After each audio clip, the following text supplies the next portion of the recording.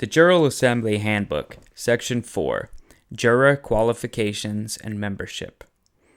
I get a lot of pleas for help and instructions for the Jural Assemblies. So, first things first, you have to qualify potential jurors. Not just everyone can walk in off the street and function as a juror. A juror is a temporary state citizen for the duration of their jury duty, and as such must qualify as an elector of that state as well as a state national under our established system of government. It may at first sound daunting, but the process is only a reflection of the seriousness of the duty being performed. You wouldn't want to entrust your life to a surgeon with no first aid training. And in the same way, you do not want to entrust your fate to unqualified jurors. So, yes, the first business to be addressed is the declared political status of the candidate. That begins with establishing whether or not they were born in this country or born to a parent or parents born in this country. This provision goes back 3 generations as a result of the National Trust. The list: proof of American nationality, proof of identity, act of expatriation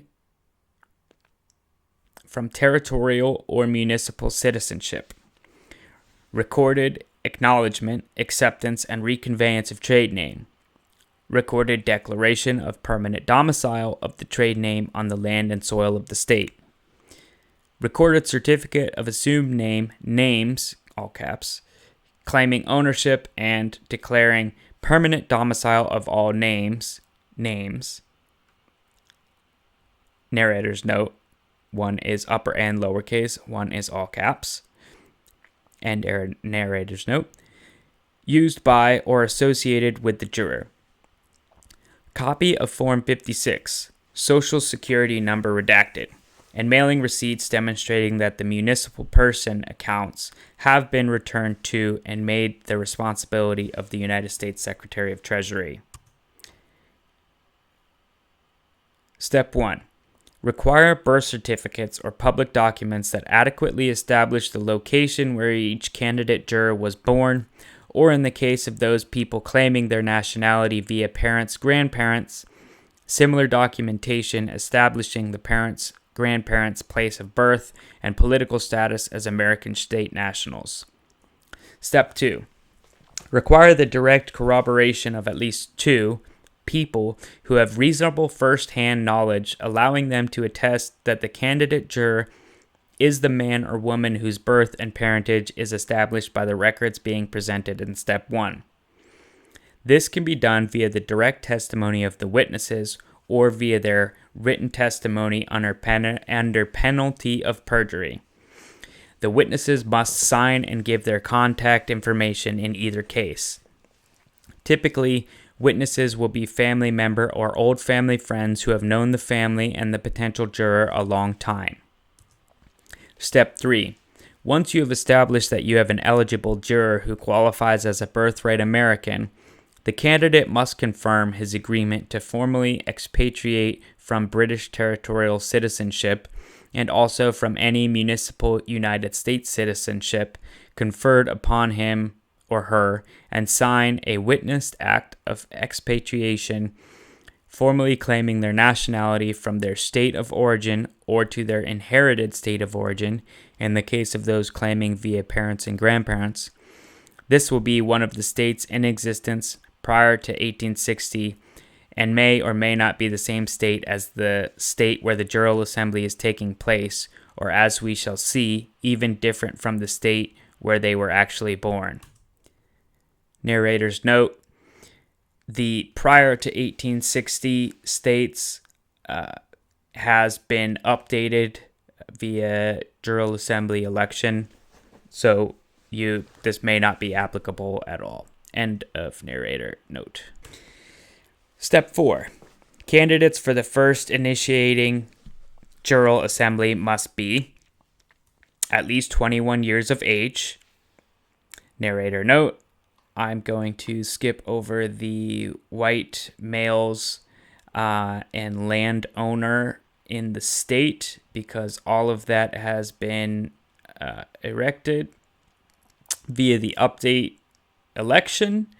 So if you have reconveyed your name and you are owner of your good trade name and yourself, that constitutes owning of land. End narrator note. Step 5.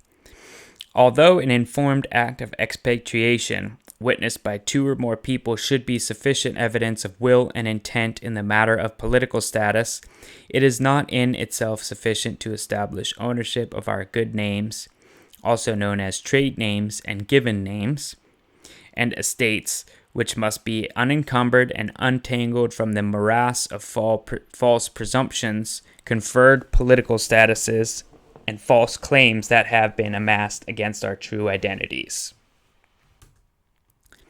Therefore, it is prudent and wise for each candidate juror to formally seize upon, acknowledge, accept, and reconvey their trade name, upper and lower case, John Paul Jones, for example, and to declare and record its permanent domicile on the land and soil of their home or birth state.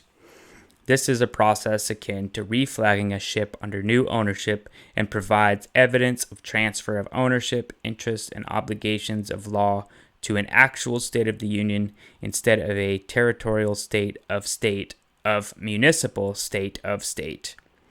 Instructions for this are posted at annavonreitz.com and theamericanstatesassembly.net. The reason for taking this step are to secure ownership interest in one's own name and therefore create the basis for claiming back one's own estate and control over one's own affairs. Number 2, to prevent any interference from or claims by federal agents allowing them to address us or our jural assemblies under false pretenses. Number 3, to assure that the actions of our jural assemblies are unassailable. If we have a 12-man jury, and even one of them can still be mischaracterized as a British territorial or municipal citizen, their deliberations and validity of the jury as a whole can be questioned, as our states do not allow dual citizenship. Please underline that fact.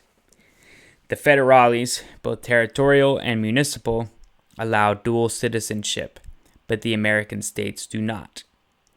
Step 6. For the same reason as those cited above with respect to trade names, it is also highly recommended and desirable for candidate jurors to seize upon and declare a permanent domicile for municipal, all caps, names that have been conferred upon us using the Certificate of Assumed Name form, Article 928 on my website, and including every possible variation of every name ever used by or associated with them, including married names, pen names, performer names, etc.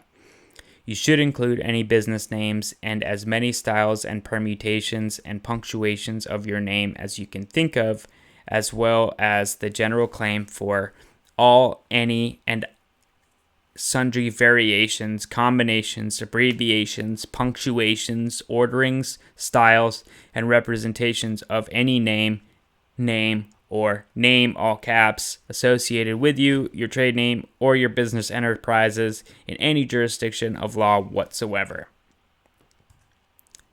Step 7. It is advisable that a copy of the territorial municipal birth certificate be returned and canceled via proper signature without recourse and dated and returned to the U.S. Secretary of Treasury and the U.S. Secretary of State, along with the Form 56 designating one and or both as fiduciary for the all caps person. Narrator's note. As far as I am aware, this is no longer part of the process, and I will continue narrating this section for informational purposes and in case it does again become part of the process. End narrator's note. Again, this covers the basis regarding any presumed dual citizenship and denies any conflict of interest on the part of potential jurors. It also makes the fiduciaries responsible for good faith administration of these accounts and the bookkeeping and payments related to them, relieving the rest of us of any such duty or obligation. False citizenships have been arbitrarily conferred on you based on a false presumption that you or have been stateless. You are or have been stateless, seeking to obligate you and seize upon your assets as collateral backing the debts of the perpetrators of this scheme. So it is important for your own sakes, as well as the proper and unquestionable functioning of the Jural Assembly, for you to return these false gifts whence they came. This further proves up and gives evidence of your intent to be free of any claim of foreign personhood and your equal determination to reclaim your status as one of the people of this country. Upon completion of these steps, the candidate juror may be seated as a qualified juror and member of a specific county Jural Assembly and state Jural Assembly. Narrator's note: I have skipped another portion regarding pre-1860 states and land trusts, territories, etc., because that has been rectified since we've had all 50 state assemblies in session. End narrator's note. Number 3. American state nationals are not obligated to serve as Jural Assembly members. Jural Assembly members are volunteering to preserve their land jurisdiction states and their court systems, without which there is no country and no private ownership of anything. Please note, a national has no obligation to the government, whereas a citizen has an obligation to his or her state so long as they are serving in a public office such as juror. Their obligation may be relatively temporary, so when actually serving as juror, or for a term in office like a justice of the peace or a coroner. Number 4, land ownership. Land ownership is a tricky qualification of jurors. In the past, in a pinch, the land and soil that a man owns can be defined as his body. Dust thou art, and to dust returneth. But I would argue, and it is wise, that a Jural Assembly member should be attached to their state via the establishment of permanent homes and property interest in that state. The initial qualification for immigrants to become state nationals requires them to live in a state for at least 1 year and a day, with no felony arrests and no claims for public assistance, and to establish a permanent home or dwelling within the borders of the state. I believe the qualifications for Jural Assembly members should meet this criterion also. This narrator notes that a formal declaration, such as through a local paper, given 3 times to one's intent to establish a home and good standing within the state, does fit into this category. End narrator's note. People who are landowners in one or more states can theoretically participate in the different state Jural Assemblies sequentially, and if they meet the other qualifications, and if at least 1 year has passed between such incidents of participation per the 1 year requirement discussed above. Otherwise, it could run afoul of the no dual citizenship provisions of all the states. For example, say that I own a home in Wisconsin and a winter vacation home in Texas for a number of years. If I lived in Wisconsin for 50 years and participated in that Jural Assembly, I could move to my retirement home in Texas and qualify as a member of the Texas Jural Assembly after actually living at my Texas home for a year and a day, and not have to go through all the rest of the qualification process again.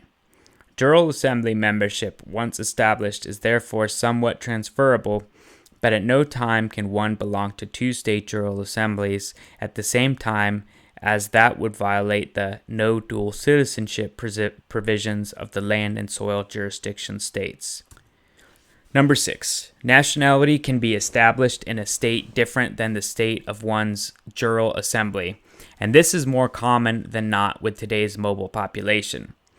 In most of the western states, California, Oregon, and Texas excepted, it is a given that Jural Assembly members will have established their nationality claims elsewhere.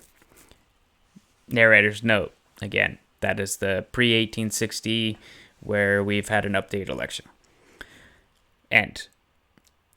For example, a man born in Maine may migrate to California and join the California Jural Assembly, and his American state nationality requirement is still met by being born in Maine. There is no requirement that he be born in California to serve on the California Jural Assembly, so long as he is born in or otherwise lawfully able to claim his nationality from one of the actual states of the Federation Union. The federal states of states, number 7, like the state of Pennsylvania, that were members of the original Confederation of States doing business as the States of America, were mothballed and substituted for during the Reconstruction era. They still exist as state land trusts, which we are the lawful inheritors of. For example, the Ohio state is a trust established to hold the assets and contracts owed to the state of Ohio, which has been mothballed since 1868, and both the trust and everything in it is owed to Ohio and the Ohioans, so long as they claim it, which they do by exercising their capacity to act as one of the people of Ohio and forming their state jural assemblies. I hope the importance and urgency of claiming your rightful inheritance, including these state land trusts, is now fully dawning on all of those reading this, and that you will not hesitate or lack motivation to complete the juror qualifications and join your state jural assembly. Number 8.